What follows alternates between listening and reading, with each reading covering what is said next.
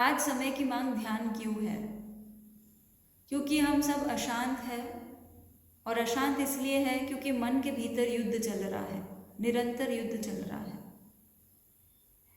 वैदिक परंपरा में 4 प्रकार के युग की बात आती है।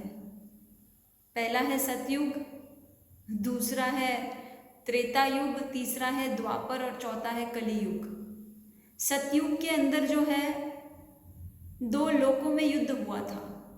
हम तो आज जितनी दुनिया जानते हैं, 7 कॉन्टिनेंट्स और 5 ओशंस, इतनी ही दुनिया जानते हैं, और कोई लोक जानते नहीं है, और कोई दुनिया जानते नहीं है। किंतु उस समय में 2 लोकों में यानी सुर में और असुरों में युद्ध था।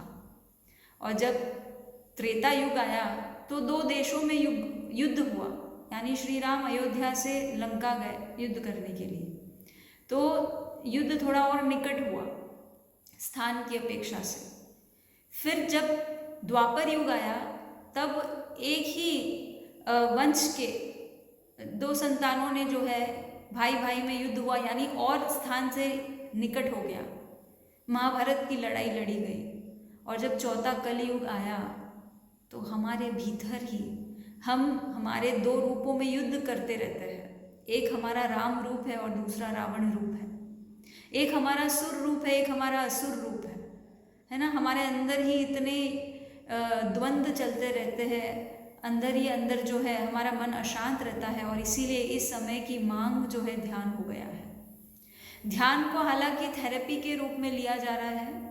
फिजिकल और मेंटल हेल्थ को, यानी शारीरिक और मानसिक स्वास्थ्य को ठीक करने के लिए जो है ध्यान का प्रयोग किया जा रहा है। किंतु ध्यान की विधि तो हमारी आत्मा को स्वस्थ करना है, आत्मा को मुक्त करना है।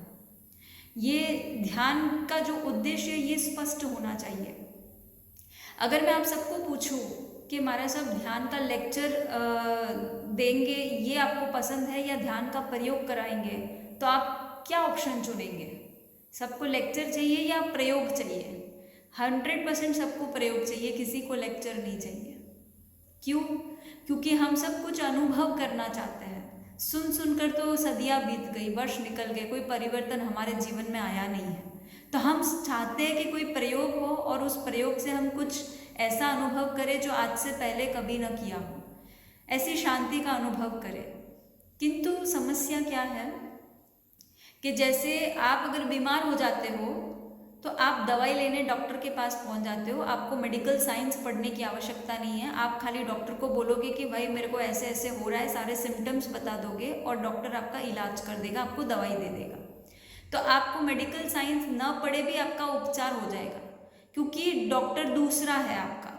किंतु जब साधना के विषय में आते हैं तो रोगी भी आप हैं और वैद्य भी आप हैं, यानी डॉक्टर भी आप ही है। अगर आपको गुस्सा आ रहा है तो मैं कोई दवाई नहीं दे सकती आपके गुस्से को कम करने के लिए। साइकेट्रिस्ट के पास जाओगे तो ज़्यादा से ज़्यादा आपको ड्रग्स दे देगा, आपको सुला देगा, आपके मन को शांत कर देगा, आप सो जाओगे, आप गहन में चले जाओगे, बेहोश हो जाओगे। इससे ज़्यादा कोई दवाई उपलब्ध नहीं है। अगर आप अशांत हो और आप आओ कि भाई कोई दवाई दे दो, हम शांति को प्राप्त करें, तो उसका कोई उपचार बाहर से नहीं हो सकता है। उसके लिए आपको स्वयं डॉक्टर बनना पड़ेगा और डॉक्टर बन के फिर स्वयं का इलाज करना पड़ेगा। आ रही है ना बात समझ में? So you are the patient and you are the doctor of yourself. तो जब आप डॉक्टर बनोगे और खुद का उपचार करोगे तो पहले डॉक्टर का जो ज्ञान है उसको तो प्राप्त करना पड़ेगा ना, तभी तो आप उपचार कर पाओगे। अगर आपको ज्ञान ही नहीं होगा तो आप कैसे उपचार करोगे? और इसीलिए ध्यान का लेक्चर लेना ज़्यादा इंपॉर्टेंट है। ध्यान के प्रयोग से प्रयोग करोगे बिना ध्यान के किसी विधि को या कोई ज्ञान के, तो आप केवल मेंटल हेल्थ या फिजिकल हेल्थ को पालोगे। पर हमारी साधना का उद्देश्य तो शारीरिक या मानसिक चिकित्सा करना नहीं है ना, हम आत्मा की चिकित्सा करना चाहते हैं।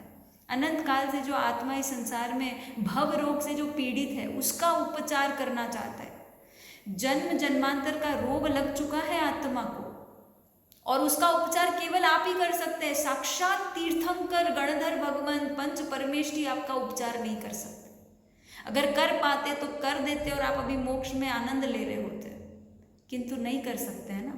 हम रोगी हैं और हमारे वैद्य भी हम स्वयं हैं। और इसीलिए ध्यान का ज्ञान लेना इम्पोर्टेंट है, तब जाके आपकी ध्यान की विधि सही हो पाएगी और आप आपकी आत्मा का चिकित्सा कर पाओगे। और इसीलिए जैन श्रवण योग साधना, जब से ये सेशन हमने शुरू किया है, तब से लोग योग साधना कहते ही सोचते हैं कि कुछ प्रयोग करवाएंगे, कुछ प्रयोग करवाएंगे, पर मैं तो अब तक खाली फाउंडेशन ही बांध रही हूँ, प्रयोग की तो बारी भी नहीं आई है।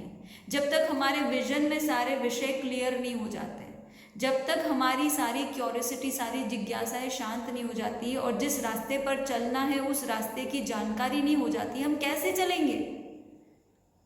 और इसीलिए परमात्मा ने जिनवाणी श्रवण पहले कहा है। जिनवाणी श्रवण के बाद ही वृत्ति है, ज्ञानस्य फलम वृत्ति। पहले ज्ञान है, फिर प्रयोग है, फिर व्रत है, फिर संयम में आना है, फिर ध्यान में उतरना है। ज्ञान ही नहीं लोगे तो फिर किस दिशा में भटकोगे। और इसीलिए तो अनादिकाल से भटक ही रहे ना, अभी तक हमारा अंत कहाँ आया है, क्योंकि सही ज्ञान नहीं मिला तो सही दृष्टि नहीं खुली, सही दृष्टि नहीं खुली तो सही प्रयोग नहीं हुआ, सही प्रयोग नहीं हुआ, इसीलिए मोक्ष नहीं हुआ अभी तक।